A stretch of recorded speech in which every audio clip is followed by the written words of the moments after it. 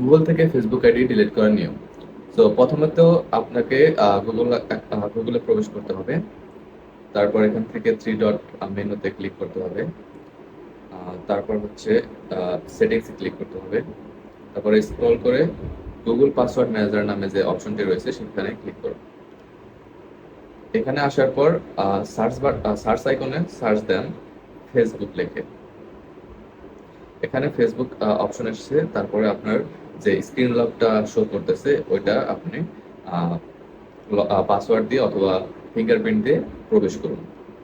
প্রবেশ করার পরে দেখতে পাবেন যে আপনার যে কয়টি ফেসবুক আইডি রয়েছে সেগুলো শো করতেছে। তো যে ফেসবুক আইডিটা আপনি ডিলিট করতে চান শুধুমাত্র ডিলিট অপশনে ক্লিক করে আবার ডিলিট অপশন আবার অ্যাপিয়ার হবে, তখন শুধু ডিলিট অপশনটি ক্লিক করলেই এটি ডিলিট হয়ে যাবে। So that's it. যদি ভিডিওটি ভালো লাগে অবশ্যই লাইক এবং সাবস্ক্রাইব করবেন।